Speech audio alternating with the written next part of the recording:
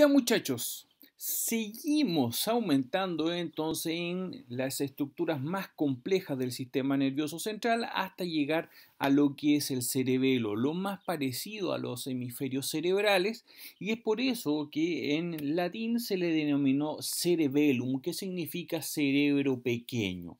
Pesa, como les puse ahí, pesa entre 150 a 180 gramos, que es el 10% del peso del cerebro, cuya superficie es de 1000 centímetros cúbicos, que representa aproximadamente el 40% de la corteza cerebral. Tiene una función netamente motora. Ya aquí se van a resolver muchos problemas, se van ¿cómo se podría decir?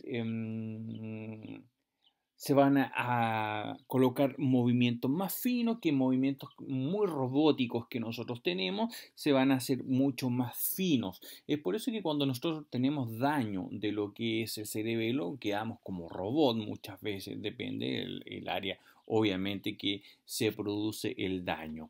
El cerebelo se encuentra, como ya les había dicho, en la parte posterior del tronco encefálico, y aquí podemos ver en un corte sagital y aquí en un corte transversal cómo la estructura que va a presentar es de corteza. Fíjense cómo la sustancia gris se encuentra por fuera, mientras que la sustancia blanca se va a encontrar por dentro. Lo mismo podemos encontrar aquí. Y además nos vamos a encontrar con núcleos. Fíjense que es una acumulación de sustancia gris rodeada de sustancia blanca.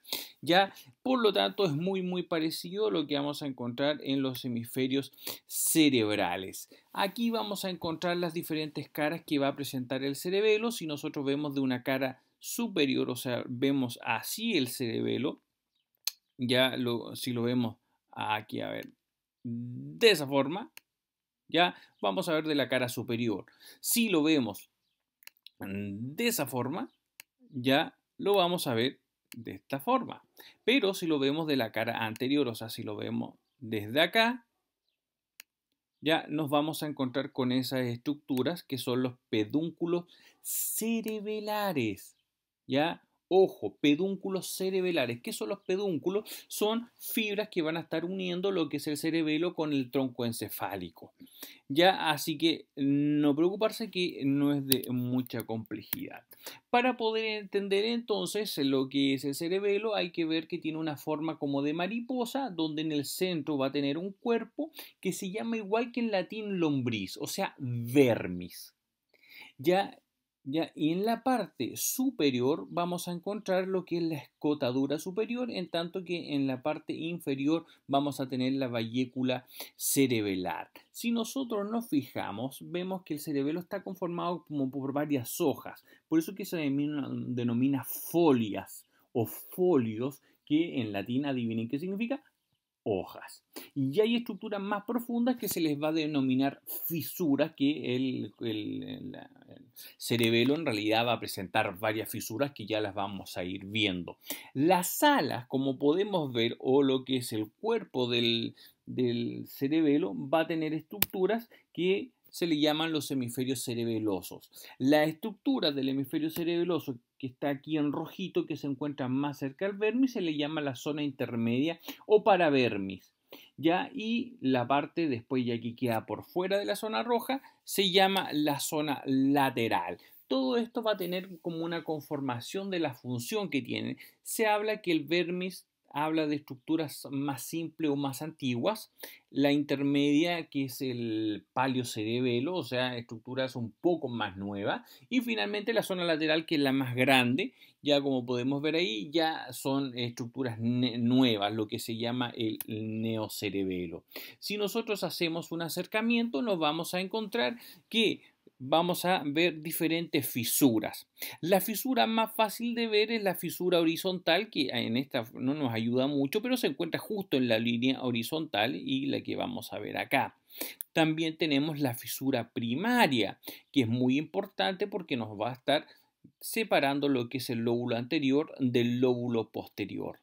Y después tenemos la fisura posterolateral, que es la primera fisura que se forma en el estado embrionario y fetal, ya que va a estar separando lo que es el lóbulo posterior del lóbulo flóculo nodular. ¿Qué es el lóbulo flóculo nodular? Es el lóbulo más antiguo, que tiene que ver especialmente con nuestro equilibrio. Después lo que está en rojo es el lóbulo anterior, que es el paliocerebelo, ya que es un poquito más desarrollado, un poquito más moderno, y lo que está en verde, que es lo que es más grande, que es el neocerebelo, que tiene que ver con los movimientos ya de precisión que nosotros generamos, los movimientos de pinza que nosotros tenemos. Entonces, aquí nuevamente les vuelvo a repetir que el lóbulo anterior regula lo que es el tono muscular y la postura. ¿Ya? O sea, tiene que ver con nuestro equilibrio. ¿Qué es el tono muscular? El tono muscular es la forma que nosotros tenemos en nuestros músculos que están se me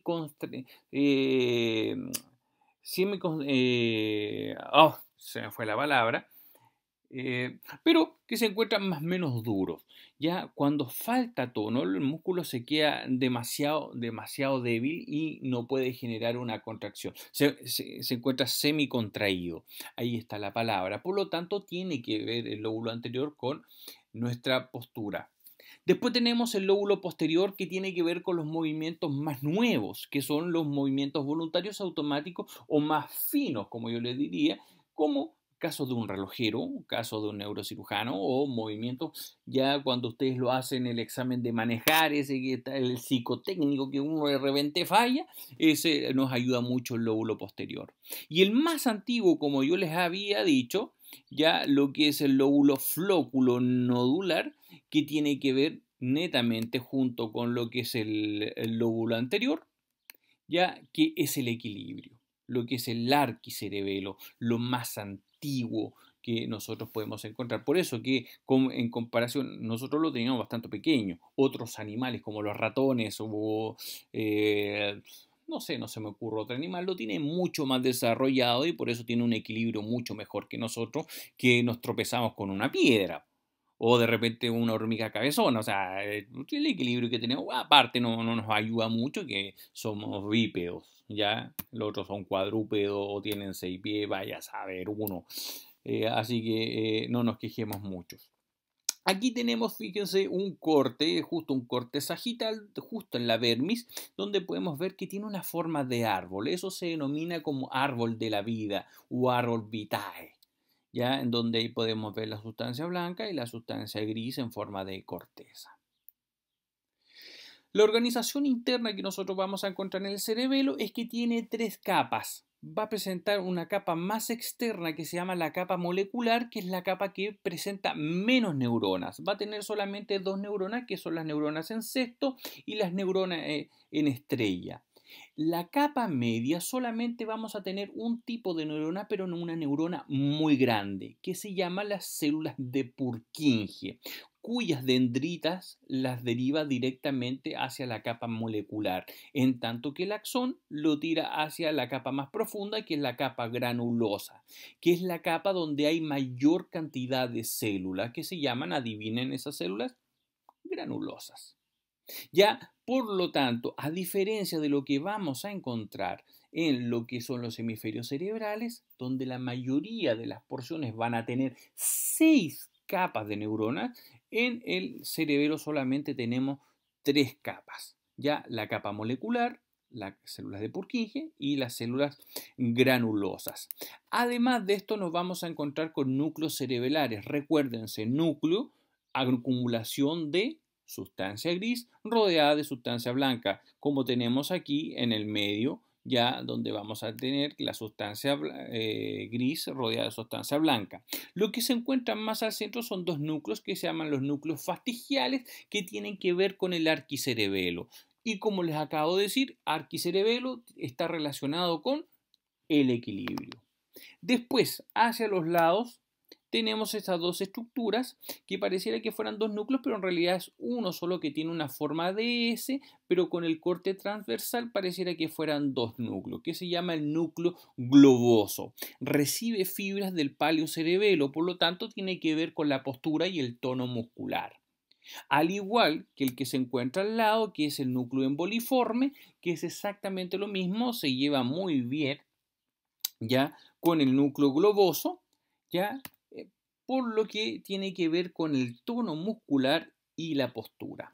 Y finalmente este núcleo más grande que se encuentra por fuera, que tiene una forma dentada, adivinen cómo se llama, el núcleo dentado, tiene que ver o tiene conexiones ya con el neocerebelo, o sea, mucho más estructura mucho más avanzada, por lo tanto participa en la coordinación y en la metría de los movimientos. O sea, imagínense ustedes un simio tratando de tocar la batería con algún tipo de ritmo. No pueden. Bueno, yo sería un simio porque no sé tocar la batería, pero...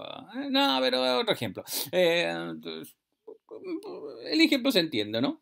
Y como resumen, nos vamos a encontrar que el arquicerebelo ya va a estar metido lo que es el vermis, los tractos vestíbulo espinal y retículo espinal. ¿Y qué tiene que ver con el equilibrio? En tanto, el paleocerebelo, ya que va a estar metido lo que es el núcleo dentado interpósito. ¿Qué es el núcleo interpósito? Es el globoso con el fastigial que tienen fibras del tracto córtico-espinal y rubroespinal. Si ustedes adivinan los nombres córtico-espinal, o sea que viene desde la corteza y va hacia la ¿dónde? Médula espinal. Y rubroespinal que va desde el núcleo rojo hacia la médula espinal. Y después tenemos la zona más lateral de lo que es el cerebelo, ya que es donde vamos a tener el neocerebelo y es donde ya tenemos los movimientos finos, etapas de planificación, vamos a tener ahí los núcleos dentotalámicos y la zona intermedia que también ayuda a la corrección de los movimientos. Por lo tanto, si ustedes se fijan, el cerebelo tiene mucho que ver con los movimientos, especialmente haciendo que los movimientos sean fluidos y además sean finos, además de nuestra postura y de nuestro equilibrio. Y con eso terminamos lo que es el cerebelo y ya solamente nos queda el telencéfalo. Vamos.